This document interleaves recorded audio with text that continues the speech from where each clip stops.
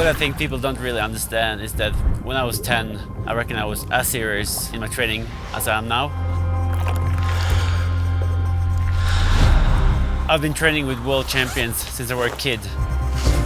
It made the journey to elite a lot shorter and easier to understand.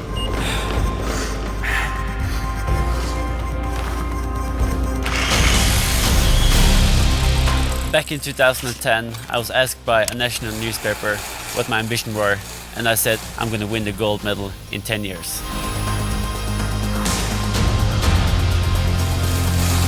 It's something I've been thinking about basically every day since.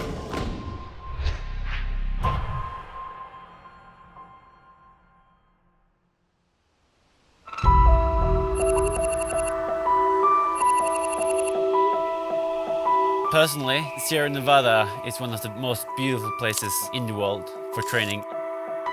It's basically just yourself in the mountains. This is what I really love.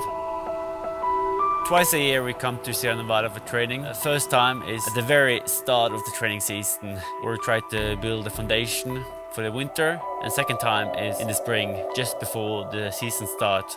It's actually my 12th time coming to Sierra Nevada. Almost feels like home. What I like is the simplicity. It's just a training center in the middle of the mountain. It's basically straight down and back again on the bike. So you don't really have to think about route planning. It's just climbing. It looks like a prison, but for me, this is not a prison. This is me versus the big mountain. This is freedom for me, riding down high speed, playing with the bike, playing with nature. It's basically just training. That's why I love it.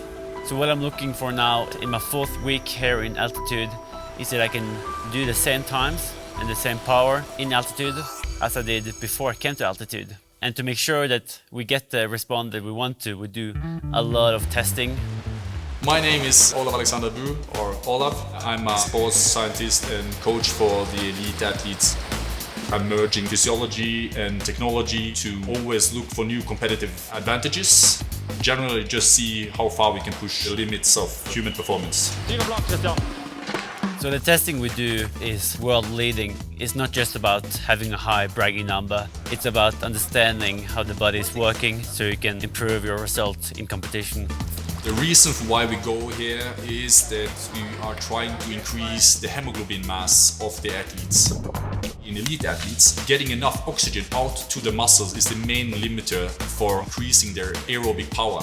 In order to increase this, what we have to do is to naturally try to do what everybody wants to do, and that is increasing the mass of blood that is capable of transporting oxygen out to the muscles.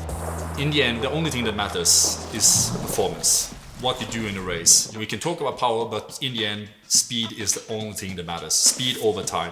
What is speed? What is speed composed of? There are 2 different categories. The psychological aspect, the ability and willingness to really push and dig, and the other part being the physiological part, how you produce that speed over time. In order to understand how this is coming together, we need to measure. We need to break all these things into small bits and pieces and see where do we have things we can work on. Everything from the oxygen mask to lactate to muscle oxygen sensors is basically to understand how do you go from energy to biomechanical power, from biomechanical power to speed.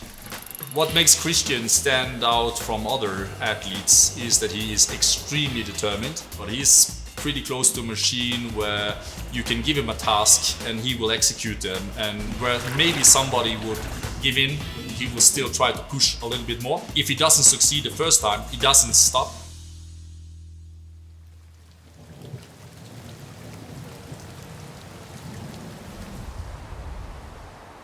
Neither my mother or father came from an athletic background, but I discovered triathlon because I grew up as a swimmer. I used to swim with Vestkantssvømmerne.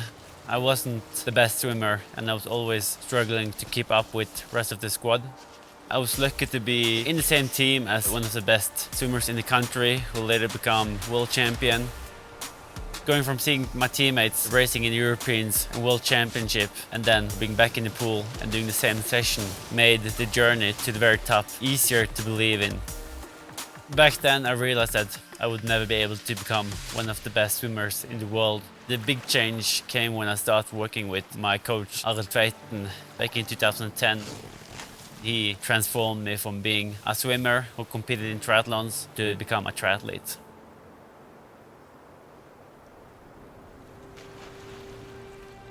I would say that I've always been willing to put in the extra work, and I think because I didn't get the results from a young age, I thought that I didn't have the talent.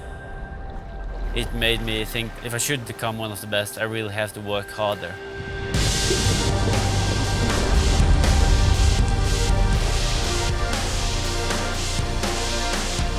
And for me, training hard, pushing myself every day is what I love doing.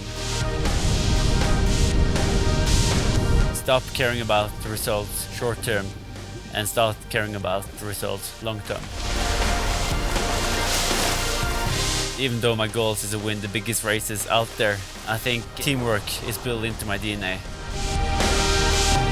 It's no secret that I train with other world-leading athletes.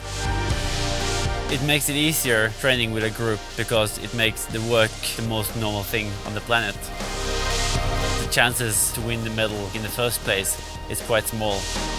Sharing the experience will actually increase my chances as well as increasing their chances. It's quite stupid to worry about the athletes from my own town when I'm facing athletes from the rest of the world. As far as I care, first I focus on taking on the world, and then I focus on taking on my teammates.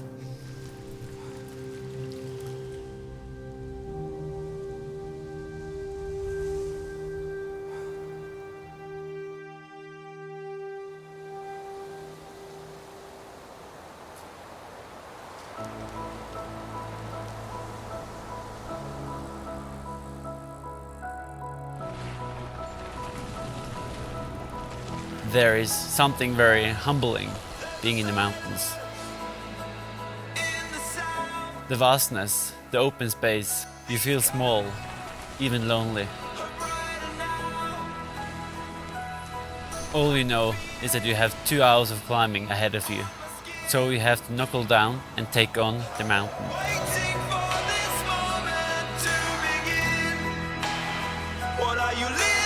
This last year has been a test. What athletes got knocked by the pandemic and which athlete stood up?